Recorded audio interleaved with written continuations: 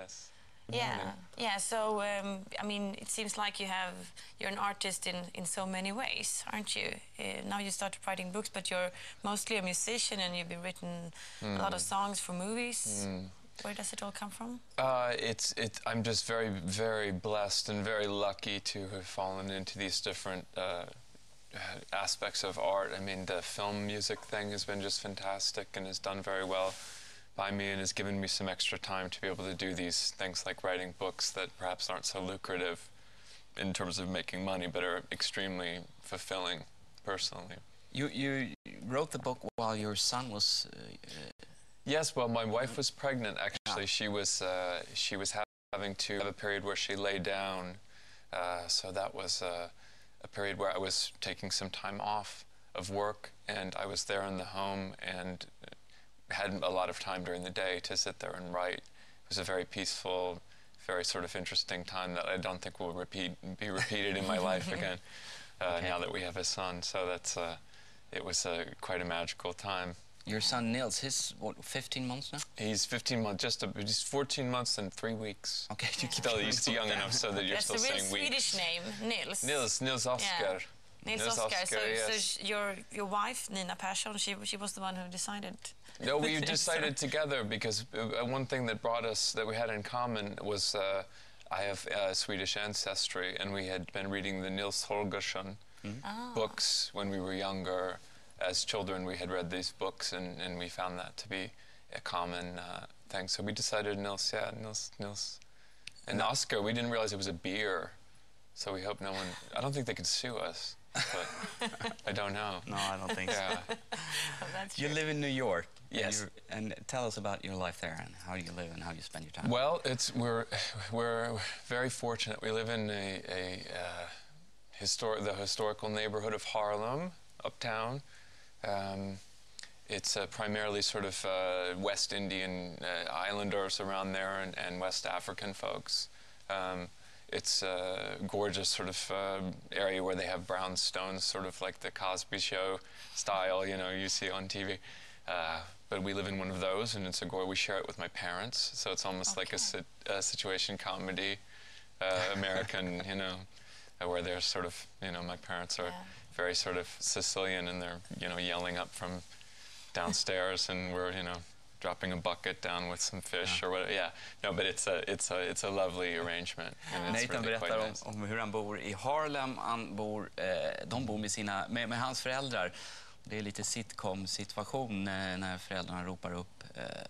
Sicilian style, som han sa. Han säger själv att han känner sig han är väldigt nöjd över att han både har kunnat få syssla med musiken och även haft möjlighet att skriva en bok. Han har fått göra mycket filmmusik och trivs med livet helt enkelt. Se upp nu, för Nathan knows some Swedish, a lot of Swedish. Jag kan förstå nästan allt. Men jag är lite blyg att prata. Om du förstår det. Okay. Du ska få prata om boken strax.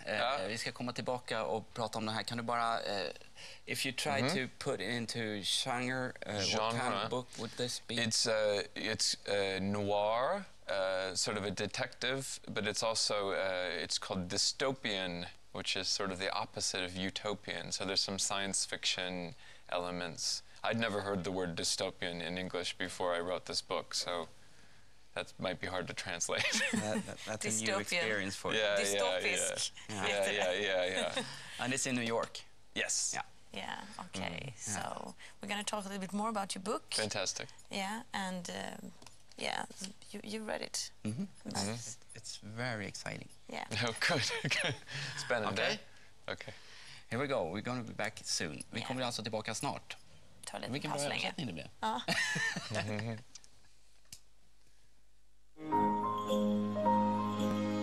Medlem i bandet A-Camp och har skrivit väldigt mycket filmmusik också. Nu är han aktuell med sin debutdeckare som utspelar sig i New York. So, how come you decided to write this type of book, Nathan?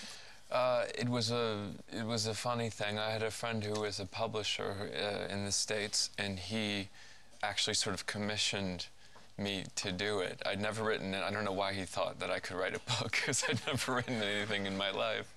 but he was like, can you write this sort of noir-y kind of thing, you know, for us and just give us some pages? I was like, yeah, okay, sure, why not? And I did it, and he liked it, and I was like, really? And then he printed it.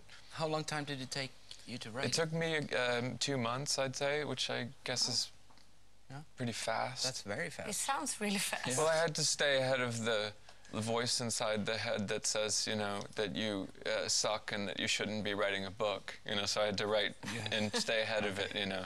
Dewey Decimal, the main character, can you tell us about him? Well, he's a veteran, and he has a lot of problems. He's got obsessive-compulsive disorder and this post-traumatic stress disorder, and so in order to sort of give his life some structure, he has moved into a library and is rearranging the books according to this very old library classification system that was developed in the 19th century that we knew as the Dewey Decimal system. So that's his sort of obsessive way of controlling his life and getting some order back. How come you decided to make him so, like, disturbed? I think it's so. I don't know exactly. It's sort of a political book. I mean, there's, you know, in America, this is this very imperialist sort of warlike country, and we don't seem to be able to take care of the people that we send out to fight these ridiculous wars when they come back. I think so. There's sort of a political statement in that sense.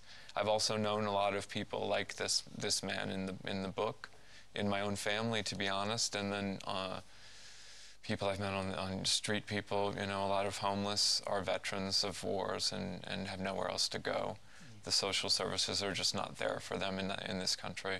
So it's a very strange paradigm if you're coming from Sweden, because it's a very different society, obviously, this warlike society that has no way of taking care of its own people. If you see what I mean. Huvudpersonen i boken är alltså krigsveteran, och Nathan berättar mycket om krigsveteraner och har en speciell relation till det, till och med i familjen. Now this thing with war veterans, you're critical to the way they've been treated. That's what you're saying. Yeah, I think there's no other way to look at it, because it's just a very deceptive system that we have that. You know, I mean, it's nothing new. In the Middle Ages in Europe, you were sending out the peasants to fight the wars, and, you know, all the people who own the lands, very similar situation now. You take the poor people in the U.S. and you say, hey, look, we'll give you health care, you know, we'll give you this for education, we'll give you this for your children. And then people come back and they have all kinds of sort of mental problems and other kinds of problems, financial problems. They may have lost their home, and there's just very little system in place to take care of them. So it's a huge problem. Yeah, and it's kind of a dark side of New York you're describing. Yes, yes. And I mean, this is in the book. There's sort of a science fiction element to it, in the sense that New York has also been partially destroyed by some unspecified event. And in a way that's reflective of this character's mind, and as he moves through the space that he's from New York, but as he moves through the space that he once knew, he sort of is looking at himself in this way. So that's, yeah. Yeah, sounds... 2 månader tog Nathan på sig att skriva den här boken om Dewey Decimal, som jag sa är krigsveteran, och han beskriver också en ganska så mörk sida av New York, och det finns lite science fiction-inslag också i den här boken. En politisk känga till samhället i USA som inte tar hand om sina krigsveteraner. Så kan vi sammanfatta. Thank you very much for coming. Thank you so much for having me. Good luck and happy Christmas with your family Yes, here in thank Sweden. you very much. Same to you. Happy Christmas.